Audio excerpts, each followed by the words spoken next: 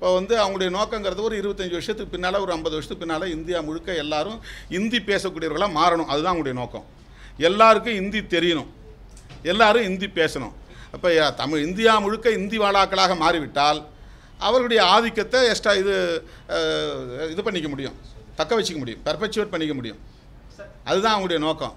அது வந்து அவங்க சனாதன தர்மத்தை, வர்ணாசிரம தர்மத்தை கல்விக் கொள்கையிலும் திணிக்கிறார்கள். ஏன்னா ஸ்டேட் வந்து கவர்மெண்ட்டுக்கு அந்த சிலபஸை, கல்வி கொள்கையை வரையறுக்கிறதுக்கான அதிகாரம் கிடையாது. அவங்க தான் சிலபஸை கூட தீர்மானிப்பாங்க. NEP வந்துருச்சுன்னா அவங்க தான் அதெல்லாம் தீர்மானிப்பாங்க. இப்போ அவங்க விரும்பக்கூடிய கொள்கையை தான் கல்விக் கொள்கையை அங்கே வந்து திணிக்க பார்க்குறாங்க. அதனால் எங்களுக்கு அவங்களுடைய உள்நோக்கம் தெரியுது. உள்நோக்கம் தெரியுதுனால நாங்கள் எதிர்க்கிறோம். நாம் மத்திய அரசாங்கத்துக்கு ஒத்துழைக்க மாட்டோம் அல்லது கான்ஸ்டிடியூஷனை எதிர்த்து பேசுகிறோம் கிடையாது. நாங்கள் கான்ஸ்டிடியூஷனை ஏற்றுக்கிட்டோம், இந்திய ஒன்றிய அரசுங்கிற கட்டமைப்பையும் ஏற்றுக்கிட்டோம். ஆனாலும் ஒவ்வொரு தேசிய இனத்திற்குமான, ஒவ்வொரு மாநில அரசுக்குமான உரிமைகளை, இறையாண்மையை பாதுகாக்க வேண்டும். அதான் இந்த இந்திய யூனியன்கிற ஸ்ட்ரக்சரை ஏற்றுக்கொண்டு அதன் அடிப்படையில் மொழி வழி தேசிய இன உரிமைகளை கோருகிறோம்.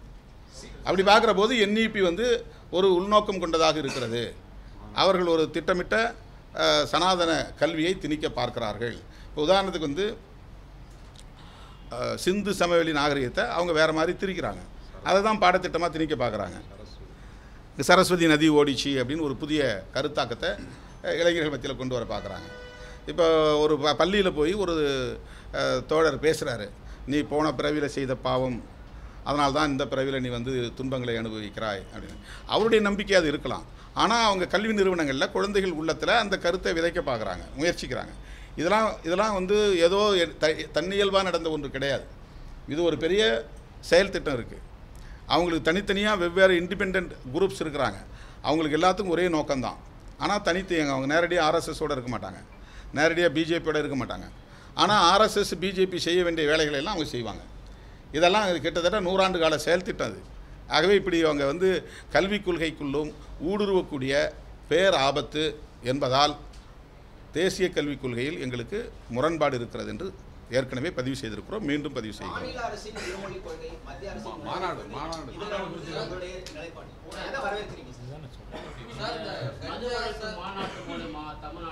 ஒரு நபர் விரும்பி 10 மொழி கூட கற்றுக்கொள்ளலாம், அது பிரச்சனை கிடையாது.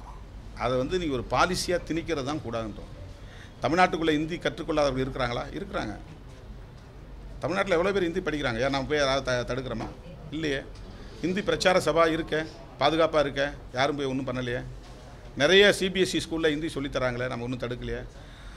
கவர்மெண்ட்டுடைய பாலிசியாக அதை திணிக்கிற போது, அதை வந்து எஸ்டாப்ளிஷ் பண்ண பார்க்குறாங்க அவங்க. அதை திணிக்கிற போது கூடாதுன்னு சொல்கிறோம். எந்த மொழியின் மீது நமக்கு வெறுப்பு கிடையாது, எந்த மதத்தின் மீதும் வெறுப்பு கிடையாது. ஆனால் சிறுபான்மை சமூகத்தினர், மொழிவழி சிறுபான்மை சமூகத்தின் மீது மொழிவழி பெரும்பான்மையினர் தங்கள் நிலைப்பாட்டை அல்லது கொள்கையை திணிப்பதை நாம் எதிர்க்கிறோம். மகளிர் விடுதலை இயக்கம் சார்பில் மது மற்றும் போதைப்பொருள் ஒழிப்பு மகளிர் மாநாடு நடைபெறுகிறது. கள்ளக்குறிச்சி மாவட்டத்தில் இந்த மாநாடு நடைபெற உள்ளது.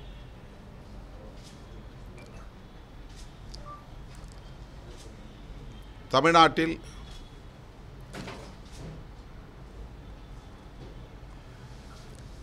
கள்ளச்சாராயத்தால் தொடர்ந்து நூற்றுக்கணக்கானவர்கள் பலியாகி வருகின்றனர். கடந்த 2006ஆம் ஆண்டிலிருந்து 2024ஆம் ஆண்டு வரையில் 1589 பேர் பலியாகி இருக்கிறார்கள். மரக்காணம் அருகே மீனவர் மற்றும் தலித் மக்கள் வசிக்கும் குடியிருப்பு பகுதிகளில்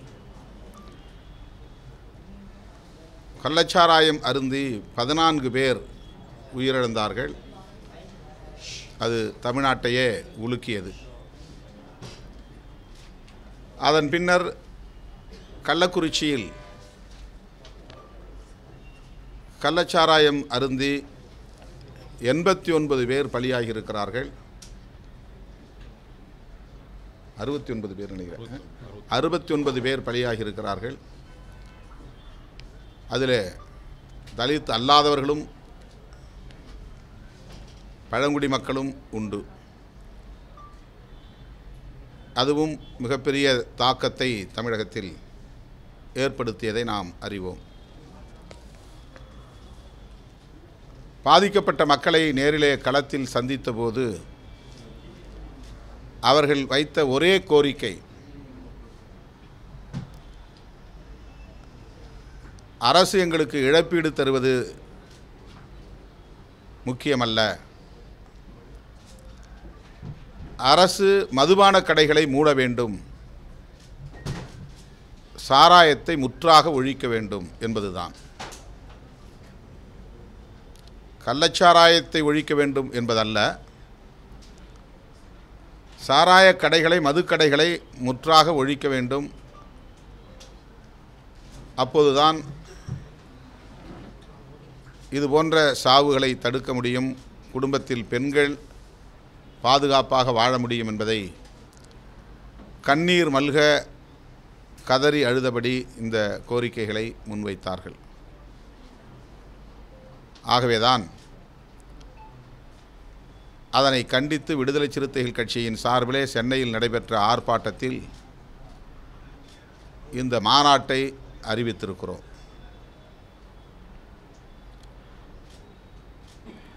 மதுவிலக்கு கொள்கையை தனது உயிர்மூச்சு கொள்கையாக கொண்டவர் காந்தியடிகள்.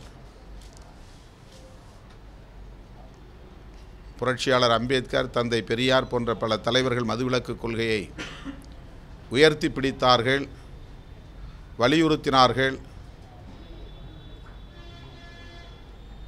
காந்தியடிகள் அதை உயிர்மூச்சு கொள்கையாகவே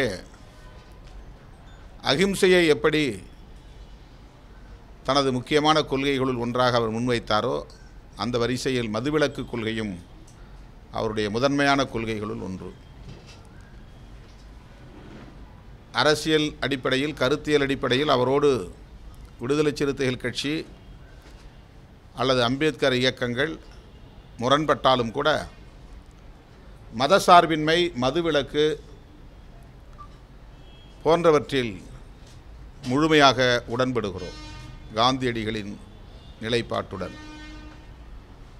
அந்த வகையில் அக்டோபர் 2 காந்தியடிகள் பிறந்த நாளில் விடுதலை சிறுத்தைகள் கட்சி லட்சக்கணக்கான மகளிரை திரட்டி மது மற்றும் போதைப்பொருள் ஒழிப்பு மாநாட்டை வலியுறுத்துகிறோம்.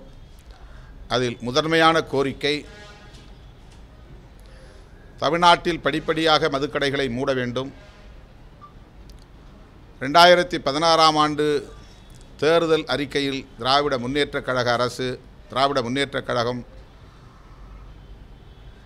படிப்படியாக மதுவிலக்கை நடைமுறைப்படுத்தும் என்று உறுதியளித்தது.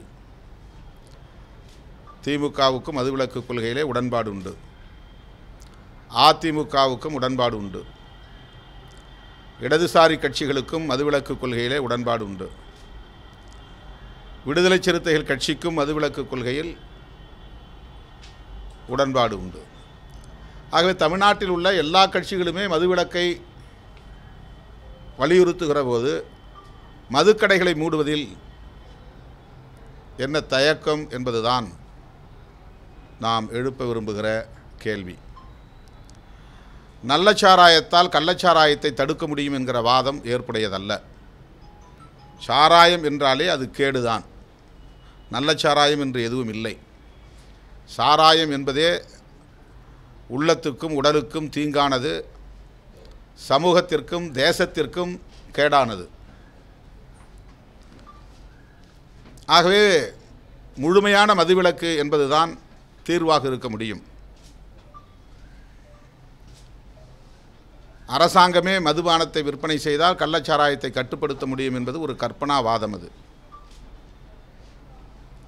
எல்லா மாநிலங்களிலும் கள்ளச்சாராயம் புழக்கத்தில் இருக்கிறது. 1-2 மாநிலங்களை தவிர எல்லா மாநிலங்களிலும் அரசு மதுபான கடைகளை திறந்திருக்கிறது. பீகாரிலே, குஜராத்திலே மாநில அரசுகள் மதுவிலக்கை நடைமுறைப்படுத்தினாலும் கள்ளச்சாராய புழக்கம் இருக்கத்தான் செய்கிறது. அதற்கு காரணம் அண்டை மாநிலங்களில் மது புழக்கம், அரசு மதுபான கடைகள் இயங்குகின்றன. அதனையொட்டி கள்ளச்சாராயத்தை கட்டுப்படுத்த முடியவில்லை. சாராய விற்பனையிலே அரசு ஒரு தாராளமான நிலைப்பாட்டை எடுக்கிற போது கள்ளச்சாராயத்தை கட்டுப்படுத்துவதற்கு அவர்களால் கவனம் செலுத்த முடிவதில்லை என்பதுதான் நடைமுறை உண்மையாக இருக்கிறது. எனவே நல்லச்சாராயம் கள்ளச்சாராயம் என்கிற வாதமே கூடாது, முழு மதுவிலக்கு என்பதுதான் ஒரே தீர்வு என்பதை அனைத்து ஜனநாயக சக்திகளும் ஒருங்கிணைந்து குரல் கொடுக்க வேண்டிய தேவை இருக்கிறது. இதற்கு அரசமைப்பு சட்டமே வழிகாட்டுகிறது. டைரக்டிவ் பிரின்சிபல்ஸ் என்கிற வழிகாட்டு நெறிமுறைகளில் அந்த பகுதியில் 47வது உறுப்பு ஆர்டிக்கிள் 47 படிப்படியாக மதுவிலக்கை தேசிய அளவில் நடைமுறைப்படுத்த வேண்டும் என்று வழிகாட்டுகிறது. அதன் அடிப்படையில் 1954 மதுவிலக்கு கொள்கையை வரையறுப்பதற்காக ஒரு கமிஷன் அமைக்கப்பட்டது. அந்த கமிஷன் 1955 பரிந்துரைகளை வழங்கியது. அந்த பரிந்துரைகளின் அடிப்படையில் மாநில அரசுகள் மதுவிலக்கை முழுமையாக ஏற்றுக்கொள்ள வேண்டும்.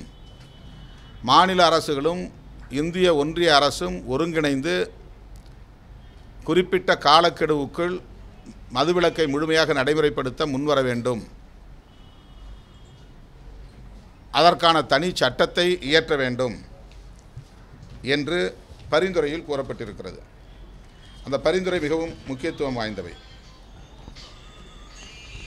1955 செப்டம்பர் 10, இன்றைக்கு தான் செப்டம்பர் 10, 1955 ஒரு கோயின்சிடென்ஸாக இது அமைந்திருக்கிறது. இந்த ஆண்டு இறுதிக்குள், அதாவது 1955 இந்த ஆண்டு இறுதிக்குள் மதுவிலக்கு கொள்கையை முழுமையாக ஏற்றுக்கொண்டு மாநில அரசுகள் அறிவிக்க வேண்டும். இது பரிந்துரையில் ஒன்று. ஒன்றிய அரசின் மதுவிலக்கு திட்டங்களுக்கு முழுமையாக ஒத்துழைப்பு வழங்க வேண்டும். ஒன்றிய அரசானது மக்களுக்கு இது பற்றிய கல்வியை ஊட்டுவதன் மூலம் மதுவிலக்கை ஏற்றுக்கொள்ள செய்ய வேண்டும். அதாவது ஒரு பிரச்சாரமே இது சம்பந்தமாக செய்ய வேண்டும் என்பதோடு கல்வி மூலமாகவும் இதை பரப்ப வேண்டும். இது பற்றிய விழிப்புணர்வை பரப்ப வேண்டும். 1958 ஏப்ரல் 1ஆம் தேதி தேசிய அளவில் இதற்கென சட்டம் ஒன்று இயற்றப்பட வேண்டும். அதுக்கே டேட் குறிச்சிருக்காங்க. 1958 ஏப்ரல் 1ஆம் தேதிக்குள்ளே சட்டம் இயற்ற வேண்டும். Central legislation. இந்திய ஒன்றிய அரசு மதுவிலக்கு தொடர்பாக, போதைப்பொருள் ஒழிப்பு தொடர்பாக ஒரு சட்டத்தை இயற்ற வேண்டும் என்று அந்த மதுவிலக்கு விசாரணை குழு பரிந்துரைத்திருக்கிறது. இதுவரையில் மதுவிலக்கு கொள்கையை ஏற்காத மாநில அரசுகள் 1956 ஏப்ரல் 1ஆம் தேதிக்குள்ளாக ஏற்றுக்கொள்ள வேண்டும். அதற்கும் ஒரு காலக்கெடு விதித்திருக்கிறது. 55 கொடுத்த அறிக்கையில் 56 ஏப்ரல் 1க்குள்ளாக எல்லா மாநில அரசுகளும் மதுவிலக்கு கொள்கையை கொள்கை அளவிலே ஏற்றுக்கொள்ள வேண்டும். அரசு ஊழிய நடத்தை விதிமுறைகளில் மது அருந்துவதில்லை என்பதை கட்டாயம் இடம்பெற செய்ய வேண்டும்.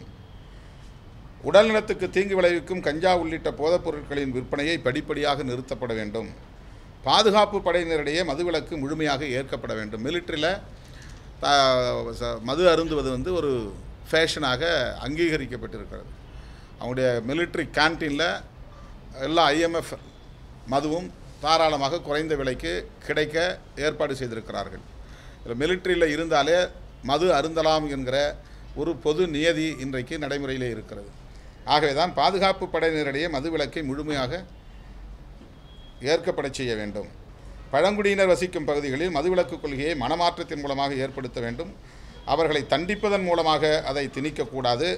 ஆனால் கள்ளமது தயாரிப்பதை தடுக்கும் விதம் தண்டனை வழங்கப்படலாம். இது ஏன் அப்படி சொன்னாங்கன்னா, அந்த குழுவில் இடம்பெற்றவர்களில் ஒருவர் எழுந்து முழு மதுவிலக்கு கூடாது, மதுவிலக்கை திணிக்கக்கூடாது, தலித்துகளும் பழங்குடி மக்களும் கடுமையான உடல் உழைப்பை செய்யக்கூடியவர்கள், அவர்கள் மது அருந்தினால்தான் அந்த வேலையை செய்ய முடியும். கழிவறைகளை சுத்தம் பண்ணுவது, சாக்கடைகளை சுத்தம் செய்வது போன்ற பணிகளை செய்யக்கூடியவர்கள் மது அருந்த வேண்டும் என்று நியாயப்படுத்தி அந்த வேலையை அவர்கள் செய்ய வேண்டுமானால் அவர்கள் போதையில் இருந்தால்தான் செய்ய முடியும் என்பதை போன்ற ஒரு கருத்தை அவர் தெரிவித்த காரணத்தினால் அதை எதிர்த்து அதில் இருந்தவர்கள் சொன்னார்கள். ஆனாலும் பழங்குடியின மக்களை இதன் பெயரில் தண்டிக்கக்கூடாது, கள்ளச்சாராயம் காய்ச்சினால் அவர்களை கடுமையாக தண்டிக்கலாம் என்ற ஒரு லிபரல் பாலிசி, அதில் ஒரு நிலைப்பாட்டை எடுத்தார்கள். நாட்டில் மதுவிலக்கு கொள்கை முழுமையாக நடைமுறைக்கு வந்தால் அயல்நாட்டு தூதரகங்கள் அளிக்கும் விருந்துகளிலும் மது வழங்குவது தடை செய்யப்பட வேண்டும். ஏப்ரல் 1, 1958க்கு பிறகு மது அருந்துவதற்கான பர்மிட் அனைத்தும் செல்லாது என ஆக்கப்பட வேண்டும். இது 11 பரிந்துரைகள். 1955 செப்டம்பர் 10ஆம் தேதி மதுவிலக்கு விசாரணை குழு இந்திய ஒன்றிய அரசுக்கு அளித்த பரிந்துரைகளில் சொல்லப்பட்டிருப்பவை. ஆகவே விடுதலை சிறுத்தைகள் கட்சி அரசமைப்பு சட்டத்தின்படி உறுப்பு எண் 47 படி தேசிய அளவில் மது மற்றும் போதைப்பொருள் ஒழிப்புக்கான கொள்கையை வரையறுக்க வேண்டும், அதன் அடிப்படையில் சட்டம் இயற்ற வேண்டும் என்று வலியுறுத்தி இந்த மாநாட்டை நடத்துகிறோம். இதை முடிச்சிடறேன். தமிழ்நாட்டில் 1971 மதுவிலக்கு ரத்து செய்யப்பட்டு மதுக்கடைகள் திறக்கப்பட்டன. 71 பெண்களின் எதிர்ப்பின் காரணமாக 74 செப்டம்பர் 1 மதுக்கடைகள் மூடப்பட்டன. இது ரெண்டும் அப்போ திமுக ஆட்சியில் இருந்த காலம். 71 திறக்கப்பட்டது, 74 மூடப்பட்டது. அப்படி மூடப்பட்ட மதுக்கடைகள் 81 மீண்டும் திறக்கப்பட்டது. இது எம்ஜிஆர் ஆட்சி காலத்தில், அதிமுக ஆட்சி காலத்தில் 81. மக்களை சீரழிக்கும் போதைப் பொருட்களில் இது இல்லாமல் மது இல்லாமல் ட்ரக்ஸ் அண்ட் அதர் சப்ஸ்டன்சஸ் நிறைய புழக்கத்தில் இருக்குது. கஞ்சா, ப்ரவுன் சுகர், கொக்கைன், இந்த மாதிரியான பல போதைப் பொருட்கள் இன்றைக்கு கிராமப்புறங்கள் வரையில் ஊடுருவி இருக்கின்றன. அதில் மது அருந்தக்கூடியவர்கள் 20% பேர். இன்றைக்கு மாநில அரசினுடைய வருவாயில் 2.25 லட்சம் மொத்தம் வருவாய், ஒரு ஆண்டுக்கான பட்ஜெட் 2,70,000 கோடி, 2.25 லட்சம் கோடி மாநில அரசின் மொத்த வருவாய், மாநில வருவாய். அதில் 17% மதுபான விற்பனையின் மூலம் வருகிறது. 45,000 கோடி 2023 2024 ஆண்டில், இந்த நிதியாண்டில் 45,000 கோடி மது மூலமாக அரசுக்கு வருவாய் என்று அரசே தந்திருக்கிற புள்ளி விவரத்தில் சொல்லப்பட்டிருக்கிறது.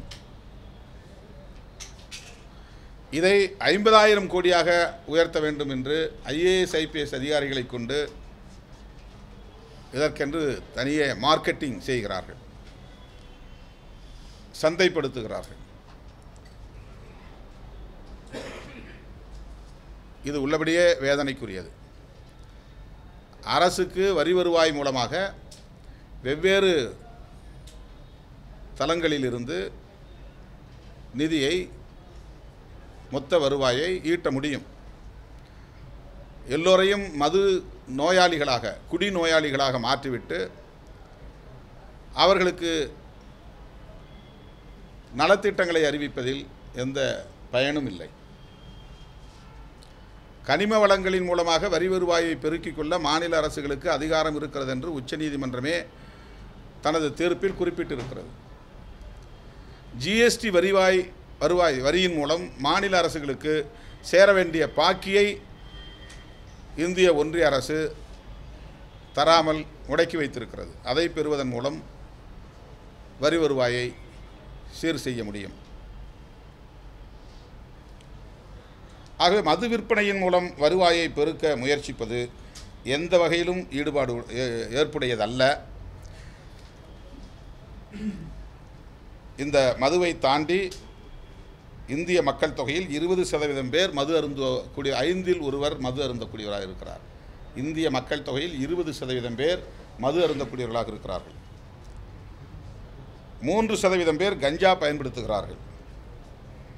0.2% பேர் ஹெராயின் பயன்படுத்துகிறார்கள். 0.5% பேர் ஒப்பியம் பயன்படுத்துகிறார்கள். 1% பேர் இதர போதைப் பொருட்களை பயன்படுத்துகிறார்கள்.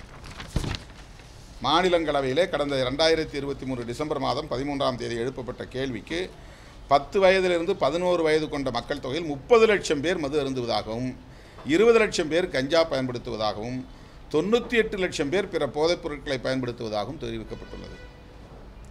18 வயது, இது 17 வயசுக்குள்ள டீனேஜ், சொல்லப்போனால் அவங்கெல்லாம் சில்ட்ரன், குழந்தைகள், பள்ளி கல்லூரி மாணவர்கள். இளம் வயதை சார்ந்தவர்கள்.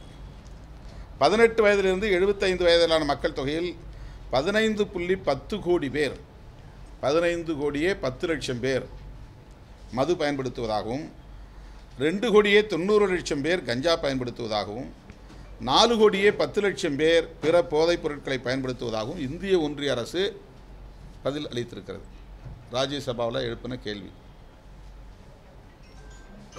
தமிழ்நாட்டை சார்ந்த 86,000 ஆண்களும் 22,000 பெண்களும் கஞ்சா பயன்படுத்துவதாகவும், ஓபியம் பயன்படுத்துகிற ஆண்களின் எண்ணிக்கை 1,71,000 பேர், பெண்களின் எண்ணிக்கை 6,000 பேர் என்றும் சொல்லப்படுகிறது. மயக்கம் தருகிற செடேட்டிவ்ஸ், மயக்கம் தருகிற மாத்திரைகளை பயன்படுத்துகிறவர்களில் ஆண்கள் 1,92,000 பேர், கிட்டத்தட்ட 2 லட்சம் பேர், பெண்கள் 10,000 பேர். இதுவும் ஒன்றிய அரசு தந்திருக்கிற புள்ளி விவரம். கோக்கைன் என்ற போதைப்பொருளை பயன்படுத்துகிறவர்கள் 7,000 ஆண்கள், 1000 பெண்கள். தமிழ்நாட்டில் ஏடிஎஸ் என்கிற புகையிலை மூலம் புகைக்கக்கூடிய அந்த மருந்து, மயக்கம் தரும் போதைப் மருந்து, இன்ஹேலன்ஸ், ஹாலுசினோஜன்ஸ், புத்திய நிலைகளை செய்யக்கூடிய போதைப் பொருட்கள், இது 1,82,000 பேர். பெண்கள் இதில் மட்டும் 13,000 பேர். இது ஒன்றிய அரசின் சமூக நீதித்துறை வழங்கியிருக்கிற புள்ளி விவரம். ஆகவே இதுக்கு தனியாக நார்காட்டிக்ஸ்னு தனி ஆக்ட் இருக்குது, நிறைய சட்டங்கள் இருக்குது. அப்படி இருந்தும் எந்த பயனும் இல்லை.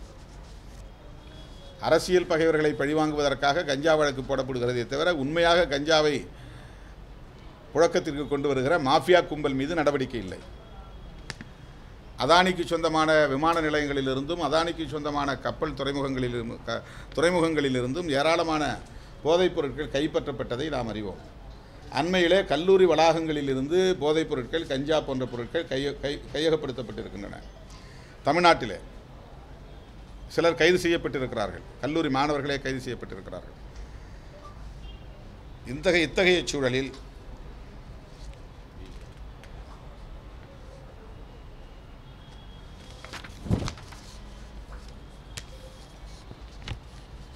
நாம் இந்த மாநாட்டின் மூலம் முன்வைக்க விரும்புகிற கோரிக்கைகள், ஒன்று, இந்திய அரசுக்கு வைக்கிற கோரிக்கைகள், அரசமைப்பு சட்டத்தின் உறுப்பு எண் 47 கூறியுள்ளவாறு மதுவிலக்கை தேசிய கொள்கையாக அறிவிக்க வேண்டும். இது ஒரு ஸ்டேட் மட்டும்தான் அதை செய்யணும் அப்படின்னு இருக்கக்கூடாது. தமிழ்நாட்டில் மதுவிலக்கு கொள்கை இருந்து பாண்டிச்சேரியில் மதுவிலக்கு கொள்கை இல்லைன்னா தமிழ்நாட்டை காப்பாற்ற முடியாது. ஆக இந்தியா முழுவதும் இது தேசிய மதுவிலக்கு கொள்கையை அறிவிக்க வேண்டும். மதுவிலக்கை நடைமுறைப்படுத்த முன்வரும் மாநில அரசுகளுக்கு வருவாய் இழப்பை ஈடு செய்ய சிறப்பு நிதி வழங்க வேண்டும். இந்திய ஒன்றிய அரசினுடைய கடமை இது. போதைப் பொருள்கள் நடமாட்டத்தையும் பயன்பாட்டையும் கட்டுப்படுத்த உறுதியான நடவடிக்கையை மேற்கொள்ள வேண்டும். அதாவது அதற்கு தனி சட்டம் இயற்றி உறுதியான நடவடிக்கையை மேற்கொள்ள வேண்டும். போதைப் பொருளுக்கு அதை கண்ட்ரோல் பண்ணுறது சட்டம் இருக்குது, மதுவிலக்குக்கு அப்படி ஒரு சட்டம் இல்லை. அதனால் அதை சட்டம் கொண்டு வர வேண்டும். தமிழ்நாடு அரசுக்கு விடுதலை சிறுத்தைகள் முன்வைக்கக்கூடிய கோரிக்கை, மதுக்கடைகளை முற்றிலுமாக மூடுவதற்கு கால அட்டவணையை அறிவிக்க வேண்டும். படிப்படியாக இவ்வளவு கடைகள் நாங்கள் மூட போகிறோம், இந்த வருமானத்தை 45,000 கோடியை 40,000 கோடியாக குறைக்க போகிறோம், 40,000 கோடியை அப்புறம் 30,000 கோடியாக குறைக்க போகிறோம், 30,000 கோடியை 20,000 கோடியாக குறைக்க போகிறோம் என்று தமிழ்நாடு அரசு அதிகாரபூர்வமாக மதுக்கடைகளை மூடுவதற்குரிய கால அட்டவணையை அறிவிக்க வேண்டும். போதைப் பொருட்கள் நடமாட்டத்தை கட்டுப்படுத்த உறுதியான நடவடிக்கைகளை எடுக்க வேண்டும். மது மற்றும் போதைப் பொருட்கள் ஒழிப்பு பரப்புரையில் மகளிர் சுய உதவி குழுக்களை ஈடுபடுத்த வேண்டும். மது மற்றும் போதைப் பொருட்கள் நோயாளிகளுக்கு சிகிச்சை அளிக்க, மறுவாழ்வு அளிக்க ஏற்பாடு செய்ய வேண்டும். இப்போ இவ்வளோ 40,000 கோடி வருமானம் வருகிறது. ஆனால் அடிக்ஷன் சென்டர் கவர்மெண்ட் மூலமாக இருக்கான்னா இல்லை, ரீஹாபிலிட்டேஷன் சென்டர் இருக்கான்னா இல்லை, கவுன்சிலிங் சென்டர்ஸ் ஏதாவது ஹாஸ்பிட்டல்ஸில் இருக்கான்னா இல்லை. குடிநோயாளிகளை சரி செய்வதற்கு, காப்பாற்றுவதற்கு, அந்த குடும்பங்களை காப்பாற்றுவதற்கு இந்த 45,000 கோடியில் ஒரு 1,000 கோடி ரூபாயை ஏன் செலவு பண்ணக்கூடாது? ரீஹாபிலிட்டேஷன் சென்டர் ப்ரைவேட் தான் வச்சுருக்கான். ப்ரைவேட் வச்சுருக்க ரீஹாபிலிட்டேஷன் சென்டரில் பெருசாக ரிசல்ட் கிடைக்கல. போயிட்டு வெளியே வர்றவங்க மறுபடியும் அதே நிலையில் தான் இருக்கிறாங்க. சில புகார்களும் இருக்கிறது, அவங்கள கடுமையாக வதைக்கிறார்கள் குடிக்கக்கூடாதுன்னு சொல்லி அப்படின்லாம் சொல்கிறாங்க. அது எந்த அளவுக்கு உண்மைன்னு தெரியல. ஆனால் அவங்களாவது பொறுப்புணர்வோடு அதை செய்கிறாங்க.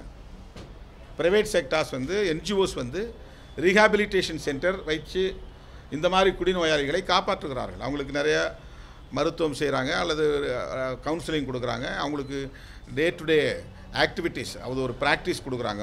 ஏர்லி மார்னிங் எழுந்திருக்கணும், 5 மணிக்கு அவங்க கடவுளை வணங்கணும், மந்திரம் சொல்லணும், பைபிளை படிக்கணும் அல்லது வேதங்களை படிக்கணும். இந்த மாதிரி அவங்களுடைய அந்த மைண்டு டைவர்ஷன் பண்ணக்கூடிய சில ப்ராக்டிஸ்லாம் அவங்களுக்கு சொல்லிக் கொடுக்குறாங்க. எக்ஸசைஸ் சொல்லிக் கொடுக்குறாங்க, யோகா சொல்லிக் கொடுக்குறாங்க, ஸ்போர்ட்ஸ் ஆக்டிவிட்டீஸில் ஈடுபடுத்துகிறாங்க. இதெல்லாம் ரீஹாபிலிட்டேஷன் சென்டர். பட் அது மாதிரி கவர்மெண்ட் வச்சுருக்காங்களா? 45,000 கோடி மது மூலமாக வருமானம் வருகிற போது அதில் ஒரு போர்ஷன் ஏன் டி அடிக்ஷன் சென்டருக்கு பயன்படுத்தக்கூடாது, ரீஹாபிலிட்டேஷன் சென்டருக்கு பயன்படுத்தக்கூடாது? ஒவ்வொரு மருத்துவமனையிலும் டி அடிக்ஷன் சென்டர் இருக்கணும், ஒவ்வொரு மருத்துவமனையிலும் ரீஹாபிலிட்டேஷன் சென்டர் இருக்கணும். அதுக்கு சைக்காட்ரிஸ்ட் அண்ட் சைக்காலஜிஸ்ட் நிறைய நியமனம் பண்ணணும், அப்பாயின்மெண்ட் பண்ணணும். இந்தியாவை, தமிழ்நாட்டை மட்டுமல்ல ஒட்டுமொத்த இந்தியாவை மிக மோசமாக பாழ்படுத்தி வரக்கூடிய, இளம் தலைமுறையினரை சீரழித்து கொண்டிருக்கிற, தேசத்தின் ஒட்டுமொத்த மனித வளத்தை அழித்து கொண்டிருக்கிற ஹியூமன் ரிசோர்ஸஸ். ஒரு பெரிய டாக்டராக வர வேண்டியவன் இளம் வயசுலேயே வீணாய் போயிடுறான், பெரிய என்ஜினியராக வர வேண்டியவன் இளம் வயசுலேயே பாதிக்கப்பட்டுறான், ஒரு பெரிய படைப்பாளியாக வர வேண்டியவன் 15 வயசு 16 வயசுலேயே வீணாக போயிடுறான். குடும்பமும் அவனுக்கு இல்லாமல் போயிடுது. அவன் குடும்பத்துக்கு பாரமாகவும் இருக்கிறான், அந்த ஊருக்கு பாரமாகவும் இருக்கிறான், ஒட்டுமொத்த தேசத்துக்கு பாரமாக இருக்கிறான். கிராமங்களுக்கு போகிற நேரத்தில் ஒரு 100 பேர் எங்களை சூழ்ந்து நிற்கிறாங்கன்னா அதில் கிட்டத்தட்ட 30 பேர் 40 பேர் போதையில் இருக்கிறாங்க. அந்த அந்த ஹியூமன் ரிசோர்ஸ் கடுமையாக பாதிக்கப்படுகிறது. மனித வளத்தை கடுமையாக பாதிக்க செய்யக்கூடிய மது அரசாங்கத்தினாலேயே நடத்தப்படுவது, விற்பனை செய்யப்படுவது இந்த தேசத்திற்கு விரோதமான செயல், மனித வளத்தை பாழ்படுத்தக்கூடிய செயல். எனவே மது மற்றும் போதைப் பொருள்களை ஒழிப்பதற்கு தேசிய கொள்கை வேண்டும். பீகார் மாநிலத்தில் மதுவிலக்கு கொள்கை நடைமுறைப்படுத்தியதனால் என்ன ரிசல்ட் அப்படிங்கிறது வருகிற போது, பெண்களுக்கு இதுவரையில் நேர்ந்த டொமஸ்டிக் வயலன்ஸ் குறைந்திருக்கிறது.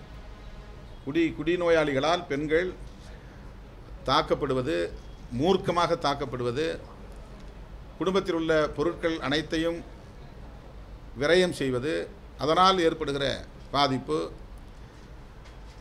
பெற்ற பிள்ளைகளை காப்பாற்ற வேண்டிய முழு பொறுப்பும் சிங்கிள் மதர், தாயிடமே அது திணிக்கப்படுகிற நிலை, சுமத்தப்படுகிற நிலை, இதுபோன்ற வன்முறை, பொருளியல் பாதிப்பு, குடும்ப ஒற்றுமை பாதிப்பு என்கிற பல வகையில் டிஸ்ஆர்கனைசேஷன் ஆஃப் ஃபேமிலி. இதனால் குழந்தைகளுடைய படிப்பு பாதிக்கப்படுகிறது, குழந்தைகள் தவறான வழிநடத்துதலுக்கு ஆளாக்கப்படுகிறார்கள். எனவே தமிழ்நாடு அரசு இதில் கூடுதல் கவனம் செலுத்த வேண்டும். 2026 சட்டமன்ற தேர்தலுக்கு முன்னதாக திராவிட முன்னேற்றக் கழகம் இன்றைக்கு ஒரு ஆளுங்கட்சி என்கிற நிலையில், விடுதலை சிறுத்தைகள் அங்கவகிக்கும் திமுக கூட்டணியின் தலைமை வகிக்கும் கட்சி என்கிற நிலையில் தோழமையோடு விடுக்கிற வேண்டுகோள், 2016 தேர்தல் அறிக்கையிலே வலியுறுத்திய அந்த நிலைப்பாட்டை உயிர்ப்பிக்க வேண்டும். முழு மதுவிலக்கு கொள்கையை நடைமுறைப்படுத்துவதற்குரிய செயல் திட்டத்தை வரையறுக்க வேண்டும் என்று வலியுறுத்துகிறோம். அதன் அடிப்படையில் இந்த மாநாடு நடைபெறுகிறது. இந்த மாநாட்டை ஒட்டி இன்றைக்கு நான் மாலை 4 மணி அளவில் மரக்காணத்திலே கள்ளச்சாராயத்தால் உயிரிழந்த குடும்பத்தினரை சந்தித்து 10 மீனவர் குடும்பம், 4 தலித் குடும்பம், இந்த 14 குடும்பங்களை சந்தித்து ஆறுதல் சொல்ல இருக்கிறோம். 11ஆம் தேதி காலை கள்ளக்குறிச்சியில் ஏற்கனவே 2 நாள் அங்கே தங்கியிருந்து பாதிக்கப்பட்டவர்களை சந்தித்து ஆறுதல் சொல்லியிருக்கிறேன் என்றாலும் கூட அதில் இன்னும் ஒரு 20 குடும்பங்களை சார்ந்தவர்கள், உயிரிழந்த குடும்பங்களை சார்ந்தவர்களுக்கு இழப்பீடு நாங்கள் வழங்க வேண்டியிருக்கிறது. அதையொட்டி நாளை கள்ளக்குறிச்சியிலே 10 மணிக்கு பாதிக்கப்பட்ட குடும்பத்தினரை சந்திக்கிறோம். மாலையில் இந்த மாநாட்டுக்கான தயாரிப்பு பணிகளை செய்வதற்கு கலந்தாய்வு கூட்டம், இதை ஒட்டி நான் 8 நாள் சுற்றுப்பயணம் மேற்கொள்கிறேன். 11ஆம் தேதி விழுப்புரம், கடலூர், கள்ளக்குறிச்சி, புதுச்சேரி ஆகிய மாவட்டங்களை சார்ந்த மண்டல பொறுப்பாளர்களோடு கலந்தாய்வு கூட்டம் நடைபெறுகிறது. அந்த நிகழ்விலே மருத்துவர் சிவராமன் சிறப்புரை ஆற்றுகிறார். ஏன் மதுவை ஒழிக்க வேண்டும், போதைப்பொருளை ஒழிக்க வேண்டும் என்கிற கருத்தை வலியுறுத்தி மருத்துவர் சிவராமன் பங்கேற்று உரையாற்றுகிறார். 12ஆம் தேதி செங்கல்பட்டு, திருவள்ளூர், காஞ்சிபுரம், சென்னை ஆகிய 4 மாவட்டங்களை சார்ந்த மண்டல அளவிலான அனைத்து பொறுப்பாளர்களையும் சந்தித்து கலந்தாய்வு கூட்டம் நடத்துகிறோம். அந்த கூட்டத்திலும் மருத்துவர் சிவராமன் கலந்து கொண்டு சிறப்புரை ஆற்றுகிறார். 13ஆம் தேதி வேலூர், ராணிப்பேட்டை, திருப்பத்தூர், திருவண்ணாமலை, கிருஷ்ணகிரி ஆகிய 5 மாவட்டங்களை சார்ந்த பொறுப்பாளர்கள் சந்திப்பு கூட்டம் நடைபெறுகிறது. அந்த கூட்டத்திலே மருத்துவர் கீர்த்திகுமார் விக்ரம்குமார் கலந்து கொண்டு உரையாற்றுகிறார். 15ஆம் தேதி தஞ்சை மண்டலம், தஞ்சாவூர், திருவாரூர், மயிலாடுதுறை, நாகை, காரைக்கால் ஆகிய மாவட்டங்களை சார்ந்த நிர்வாகிகள் சந்திப்பு. 18ஆம் தேதி சேலம், தருமபுரி, நாமக்கல், ஈரோடு, திருப்பூர், கோவை, நீலமலை ஆகிய மாவட்டங்களை சார்ந்த பொறுப்பாளர்களோடு கலந்தாய்வு கூட்டம். அங்கே மருத்துவர் சிவராமன் சிறப்புரை ஆற்றுகிறார். 18 சேலம், அதான். 19 திருச்சி, கரூர், புதுக்கோட்டை, அரியலூர், பெரம்பலூர் ஆகிய மாவட்டங்களில் நிர்வாகிகள் கலந்தாய்வு கூட்டம் நடைபெறுகிறது. 20ஆம் தேதி தென் மாவட்ட பொறுப்பாளர்கள் அனைவரையும் ஒருங்கிணைத்து மதுரையில் நடத்துகிறோம். மதுரை, திண்டுக்கல், தேனி, சிவகங்கை, ராமநாதபுரம், விருதுநகர், தென்காசி, தூத்துக்குடி, நெல்லை, கன்னியாகுமரி ஆகிய அனைத்து தென் மாவட்டங்களை சார்ந்த நிர்வாகிகளோடு இந்த கலந்தாய்வு கூட்டம் நடைபெறுகிறது. அதன் பின்னர் அக்டோபர் 2ஆம் தேதி கள்ளக்குறிச்சி மாவட்டத்தில், கள்ளக்குறிச்சி அருகே அல்லது உளுந்தூர்பேட்டை அருகே இந்த மாநாடு நடத்த திட்டமிட்டிருக்கிறோம்.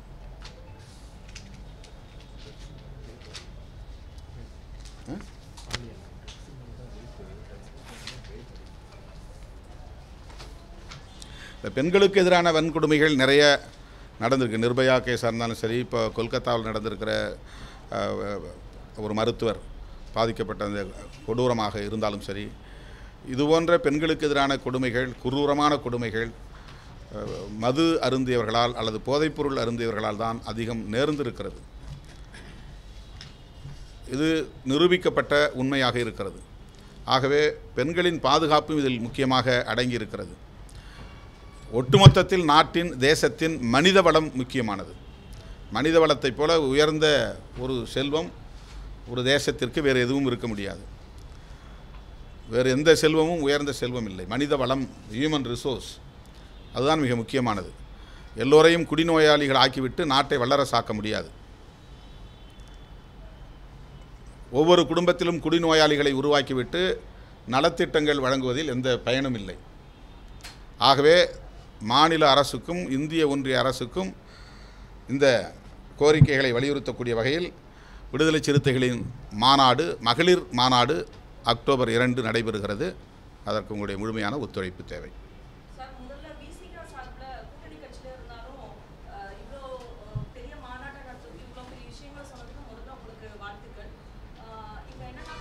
இன்றைக்காவது நல்லபடியாக சொன்னீங்களே, உங்களுக்கு என்னுடைய நன்றி, உங்களுக்கு என்னுடைய மகிழ்ச்சியை தெரிவித்துக்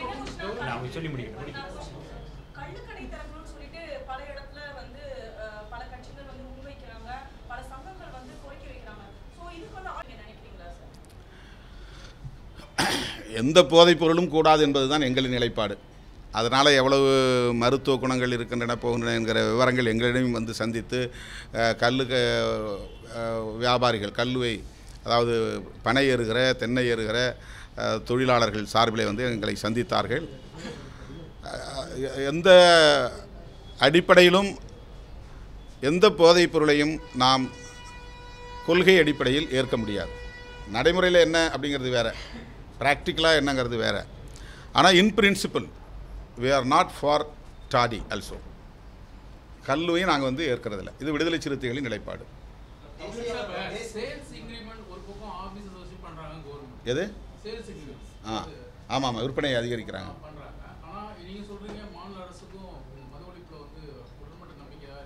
இல்லை, அவங்க தேர்தல் அறிக்கை வச்சு சொல்கிறேன். திமுகவினுடைய நிலைப்பாடு, அது அரசாங்கத்தினுடைய நிலைப்பாடு இல்லை. திமுக 2016 தேர்தல் அறிக்கையில் மதுக்கடைகளை மூடுவோங்கிறத சொல்லியிருக்கிறாங்க.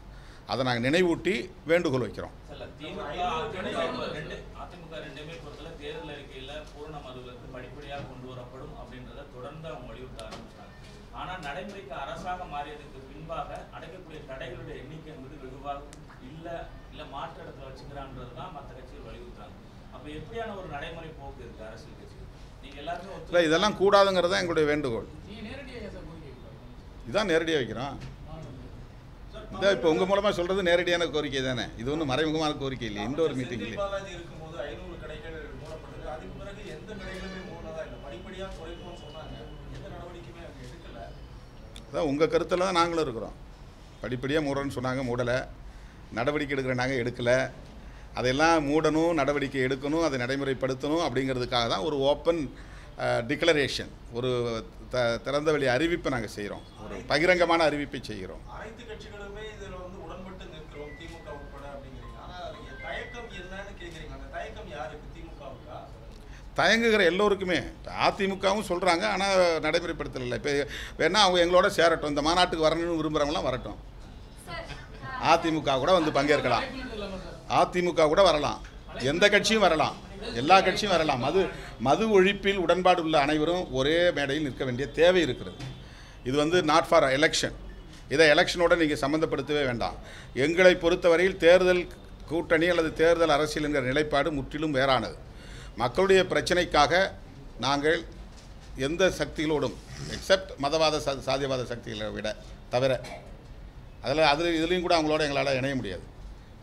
சாதிய போதைங்கிறது மது போதையை விட மோசமானது, மத போதைங்கிறது போதைப் பொருள்களை விட கொக்கைனை விட ரொம்ப மோசமானது.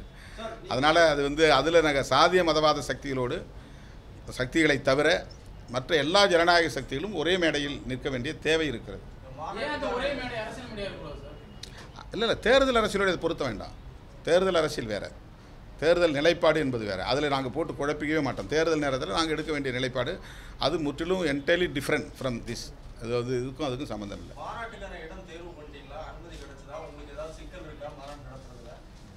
இது வந்து ஒரு ஜனநாயக தேசம் தானே. இல்லை, அவங்க முதல் முறையாக சந்திக்கிறதுனால சிக்கலாக பார்க்குறாங்க. அது மாநாட்டுக்கு எல்லாருக்கும் அப்படி 22 கட்டளைகள் போட்டது உண்டு, கேள்விகள் எழுப்பியது உண்டு. அது கிடைக்காம போய் கோர்ட்டில் எக்கச்சக்கமான டைரக்ஷன்ஸ், ரெஸ்ட்ரிக்ஷன்ஸ்லாம் போடுவாங்க. அதெல்லாம் நிறைய சந்திச்சிருக்கோமே நம்ம. நான் வாழ்த்துக்கள் ஏற்கனவே பல முறை சொல்லிட்டேன், மீண்டும் சொல்லுகிறேன். அவருடைய மாநாடு வெற்றிகரமாக அமைய வேண்டும். அந்த மாநாடு என்பது அவருடைய கொள்கை கோட்பாடு குறித்த பிரகடனம் செய்யக்கூடிய ஒரு மாநாடாக இருக்கும் என்று எதிர்பார்க்கப்படுகிறது. அவருக்கு என்னுடைய வாழ்த்துக்கள். இல்லை, அது தவறாக புரிஞ்சுக்கிறாங்க, தவறாக உங்களுக்கு சொல்கிறாங்க. Wrong inputs. நான் அதை பற்றி ஒன்றும் கருத்து சொல்ல விரும்பவில்லை. Wrong inputs. நாங்கள் ஆதரித்து தான் அது சட்டமானது. விடுதலை சிறுத்தைகளுடைய தனிப்பட்ட கருத்தை அன்றைய முதல்வர் முத்தமிழறிஞர் கலைஞர் அவர்கள் தனியே அழைத்து எங்களோடு விவாதித்து அதன் பிறகுதான் அனைத்து கட்சி கூட்டத்தை கூட்டி அதிலே ஒரு தீர்மானத்தை நிறைவேற்றி இந்த சட்டத்தை கொண்டு வந்தார். அதிலே எங்களுக்கு எந்த விதமான மாற்று கருத்தும் இல்லை. இன்றைக்கு நாங்கள் உச்சநீதிமன்றத்திலே தொடுத்திருக்கிற வழக்கில் ரெஸ்பாண்டன்ட்னா எதிர்மனுதாரர். இந்த எதிர்மனுதாரரில் நாங்கள் போட்டிருக்கிற நபர்கள் யாருன்னா 6 பேரை எதிர்மனுதாரராக நாங்கள் போட்டிருக்கோம். அந்த 6 பேருமே Punjab and union government, Punjab government and union government 2 தான். இதுதான் நாங்கள் வந்து அந்த அதில் ஒரே ஒரு வார்த்தை கூட தமிழ்நாடு பற்றி இருக்காது அதில், அல்லது அருந்ததியர் இடஒதுக்கீட்டை பற்றி இருக்காது. இது வந்து வேறு, அவங்க சொல்கிறது வேறு. அவன் ஆல் இண்டியா லெவலில் நடைமுறைப்படுத்துவதற்கான ஒரு ஜட்ஜ்மெண்ட்டை சொல்லியிருக்கிறாங்க. இது தமிழ்நாடு அளவில் இருந்த ஒரு பிரச்சனை, அது தொடக்கத்தில் இருந்த பிரச்சனை, அதில் எந்த பிரச்சனையும் கிடையாது. ஆல் இண்டியா லெவலில் சப்கேட்டகரைசேஷனுங்கிற பேரில் தலித்துகளை வந்து சிதறடிக்கக்கூடிய முயற்சியில் ஈடுபடுறதுனால தான் நேஷனல் கமிஷன் ஃபார் எஸ்சியே இதை எதிர்க்குது. நேஷனல் கமிஷன் ஃபார் எஸ்சிங்கிறது விசிகேவுடைய ஒரு அமைப்பு கிடையாது, அது தேசிய ஆணையம். அவங்களே இதை எதிர்க்கிறாங்க. இது சப்கேட்டகரைசேஷன் கூடாதுன்னு சுப்ரீம் கோர்ட் ஆர்டரை வந்து அவங்க எதிர்க்கிறாங்க. இவங்க மாயாவதி அம்மா எதிர்க்கிறாங்க. அவங்க தமிழ்நாட்டில் இப்படி தீர்ப்பு இருக்குது, அதை நான் எதிர்க்கிறோங்கிற அடிப்படையில் அவங்க எதிர்க்கல. சிராக் பாஸ்வான் எதிர்க்கிறார், பீகாரில் இருக்கிறவர். அவர் நேஷனல் வியூவோட பார்க்குறாரு, ஒரு தேசிய பார்வையோட பார்க்குறாரு. அம்பேத்கருடைய பேரன் பிரகாஷ் அம்பேத்கர் அதை எதிர்க்கிறாரு. சந்திரசேகர் ஆசாத்னு இப்போ உத்தரப்பிரதேசத்தில் வந்திருக்கிற ஒரு எம்பி, அவர் எதிர்க்கிறாரு. அதே மாதிரி இப்போ நான் மகாராஷ்டிரா போயிருந்தேன், தலித் பேந்தர்ஸ் பழைய அமைப்பு, அந்த அமைப்புடைய எல்லா தலைவர்களுமே இதை எதிர்க்கிறாங்க. நாங்கள் வந்து இதில் போட்டிருக்கிற எதிர்த்தரப்பு யாருன்னா state of Punjab through secretary school education Punjab Chandigarh, அது respondent 1. Respondent 2 director Public Instruction, the Director Public Instructions, Punjab, Chandigarh, Respondent number 2. Gurbachan Singh, Advocate, அவர் வந்து Respondent 3. Davinder Singh, Respondent 4. அவர் Lecturer, Government Senior Secondary School. Chamar Mahasabha, Punjab through its President. அவங்க தான் அந்த எதிர்த்து case போட்டவங்க. இவங்க கேஸுக்கு தான் அந்த தீர்ப்பு வந்துருக்குது. தமிழ்நாட்டு வழக்கில் அந்த தீர்ப்பு வரல. இல்லை இருங்க. இப்போ இவங்களை மனசில் வச்சுக்கிட்டா இருக்கிறாங்க. இது ஒரு நேஷ்னல் பர்செப்ஷன் இருக்குது. தமிழ்நாட்டில் இப்படி இடஒதுக்கீடு கொடுத்துருக்குறாங்க, அதனால் எதுக்குறேன்னு இவங்க எதுக்கல. சப்கேட்டகரைசேஷனுங்கிறது என்னென்னா க்ரீமி லேயர் சப்கேட்டகரைசேஷன், இது ரெண்டு தான், அல்லது சப் கிளாசிஃபிகேஷன், இது ரெண்டு தான் பிரச்சனை. இது தமிழ்நாட்டில் இருக்கிற உள்ளொதுக்கீடுங்கிறது வந்து சப்கேட்டகரைசேஷன் பண்ணலை. ஒரு மொத்த தொகுப்பிலிருந்து ஒரு 3% எஸ்சி அருந்ததியர் அப்படின்னு கொடுக்குறாங்க, அவ்வளோதான். ஆந்திராவில், தெலுங்கானாவில், பஞ்சாபில் ஒட்டுமொத்த தலித்துகளை 2 குரூப்பாவோ 4 குரூப்பாவோ பிரிச்சிடுறாங்க. ஒரு பர்பச்சுவேட் ஸ்பிளிட்டை உருவாக்கிடுறாங்க. ஒரு நிரந்தரமான ஒரு பிரிவை வந்து பிளவை வந்து ஏற்படுத்துகிறாங்க. இதில் வந்து ஆர்எஸ்எஸ்க்கு ஒரு நோக்கம் இருக்குது அப்படிங்கிறது தான் இதில் முக்கியமான விஷயம். இதில் நேஷ்னல் பர்செப்ஷன் ரொம்ப முக்கியம். பிஜேபி அண்ட் ஆர்எஸ்எஸ்ஸுடைய ஸ்டாண்ட் என்னங்கிறது முக்கியம். இந்த அடிப்படையில் தான் இது அணுக வேண்டியமே தவிர நம்ம வந்து தமிழ்நாட்டுக்குள்ளே கொடுத்தது தப்பு நம்ம சொல்லவே கிடையாது.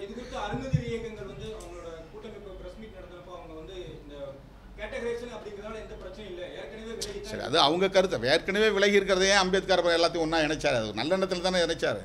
ஷெட்யூல் காஸ்ட்டுங்கிறதே என்ன? இப்போ மகருங்கிற கம்யூனிட்டியும் தமிழ்நாட்டில் இருக்கக்கூடிய பறையருங்கிற கம்யூனிட்டியும் ஒன்றும் இல்லை தான், ஹெட்ரோஜினஸ் தான். அவங்க இந்தியை பேசுகிறாங்க, நம்ம தமிழை பேசுகிறோம். அவங்க ரொட்டியை திங்கிறாங்க, நம்ம அரிசியை திங்கிறோம். அவங்க கோட் சூட் போடுறாங்க, நம்ம வேட்டி சட்டையை போடுறோம். நிறைய வேறுபாடு இருக்குது. ஹெட்ரோஜினஸ் இருக்குது. ஹோமோஜினஸ்ங்கிறது அன்டச்சபிலிட்டி ப்ராக்டிஸ். டிஸ்கிரிமினேஷன் தான் அதில் வந்து ஹோமோஜினஸ். இந்தியா முழுக்க ஆயிரக்கணக்கான சாதிகள் இந்த மாதிரி வந்து அவுட்காஸ்டாக இருக்கிறாங்க. நாட் கம்மிங் அண்டர் வர்ணாசிரம தர்மா. இவங்க வந்து இந்துக்களே கிடையாது, இவங்க அவுட்காஸ்ட், நான் ஹிந்துஸ். அதனால் இவங்களை எல்லாத்தையும் ஒரு ஷெட்யூல் பண்ணாங்க. ஷெட்யூல் பண்ணதுனால தான் அந்த ஷெட்யூல் காஸ்ட்டு. அவங்களுக்கு ஒரு நியூமரிக்கல் ஸ்ட்ரென்த்து கிடைக்கணுங்கிறதுக்காக தான் இது ஒன்றுபடுத்தினாங்க. இதை தனித்தனியாக உடைச்சிட்டா நம்ம வந்து தனித்தனியாக என்னுடைய பர்சன்டேஜ் சொல்ல முடியும். ஒன்றா வச்சுருந்தா நான் ஆல் இண்டியா லெவலில் 25% இருக்கிறேன்னு நான் சொல்ல முடியும். 25%னா நான் 35 கோடி இருக்கிறேன். 110 கோடியில் நான் 35 கோடி ஸ்ட்ரென்த் இருக்கிறதுக்கு எனக்கான ரெப்ரசன்டேஷன் வேணும், எனக்கான பவர் ஷேர் வேணும்னு பேச முடியும். ஒரு சிங்கிள் கம்யூனிட்டியாக நான் மாறினா 2%, 3% தான் நான் நிற்க முடியும். அது மைக்ரோ லெவலில் போயிடும். என்னால் பவர் ஷேர் பண்ண முடியாது. இது வந்து ஒரு நேஷ்னல் பர்செப்ஷனோட சம்மந்தப்பட்ட விஷயம். விசிகே எந்த காலத்திலும் ஒரு சாதி அடிப்படையிலான நிலைப்பாட்டை எடுத்ததில்லை. இது ஒரு சாதிய இயக்கம் இல்லை. சாதியவாதிகள் எங்களை சாதியவாதியாக மாற்றுவதற்கு, முத்திரை குத்துவதற்கு முயற்சிக்கிறார்கள், அவ்வளோதான். நீங்கள் இந்த போதை மற்ற விஷயத்தை பேசுங்க. மற்ற விஷயங்கள் மது மற்றும் போதைப் பொருள் தான் இதுக்கான ப்ரெஸ் மீட் தான் இது. அந்த விஷயத்தை நீங்கள் பேசுங்க.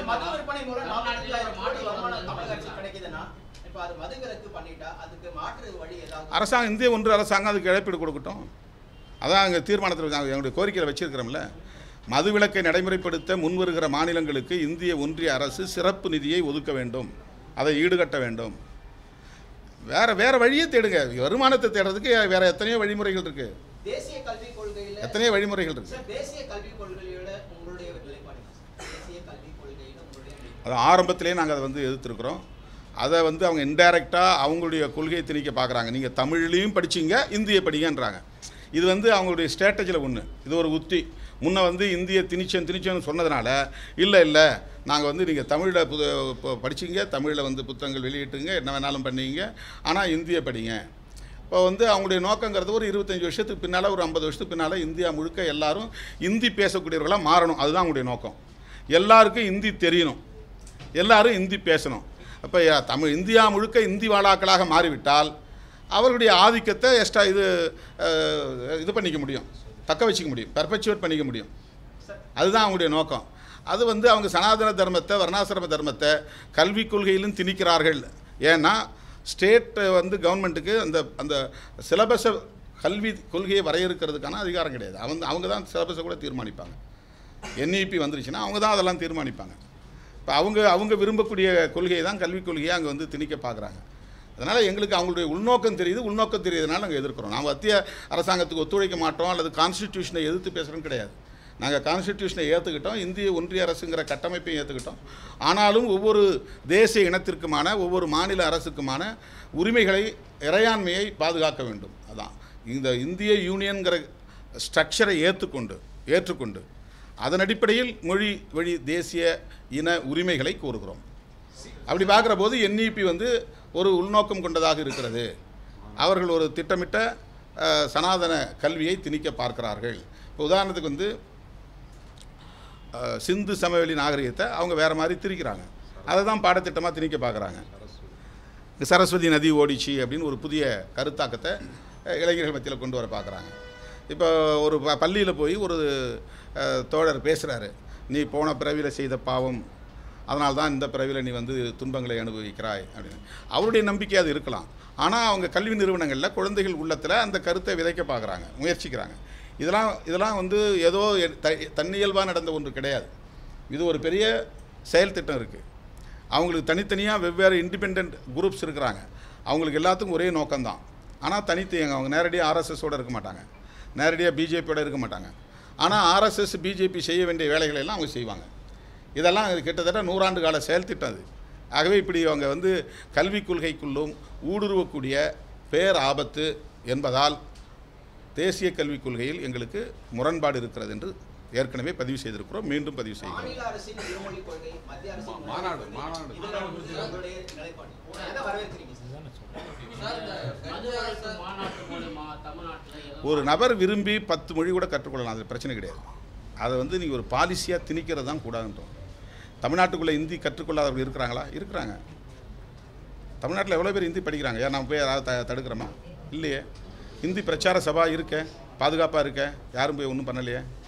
நிறைய CBSE ஸ்கூலில் ஹிந்தி சொல்லித்தராங்களே, நம்ம ஒன்றும் தடுக்கலையே. கவர்மெண்ட்டுடைய பாலிசியை அதை திணிக்கிற போது, அதை எஸ்டாப்ளிஷ் பண்ண பார்க்குறாங்க அவங்க. அதை திணிக்கிற போது கூடாதுன்னு சொல்கிறோம். எந்த மொழியின் மீது நமக்கு வெறுப்பு கிடையாது, எந்த மதத்தின் மீதும் வெறுப்பு கிடையாது. ஆனால் சிறுபான்மை சமூகத்தின் மொழிவழி சிறுபான்மை சமூகத்தின் மீது மொழிவழி பெரும்பான்மையினர் தங்கள் நிலைப்பாட்டை அல்லது கொள்கையை திணிப்பதை நாம் எதிர்க்கிறோம்.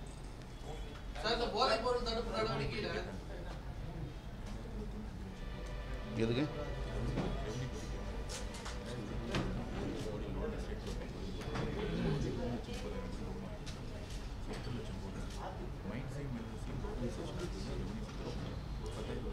சொல்ல போதைப்பொருள் தடுப்பு நடவடிக்கையில தமிழகத்தில் பல இடங்களில் போதைப்பொருள் கைப்பற்றாங்க. தமிழக அரசுடைய செயல்பாடு திருப்திகரமாக இருக்காது, பரவலாக அதிகரிச்சுட்டு இருக்கு, அதிகமாக கைப்பற்ற இல்லை. இது திருப்தி இல்லையாங்கிறதல்ல, இது முற்றாக தடுக்கப்பட வேண்டும்.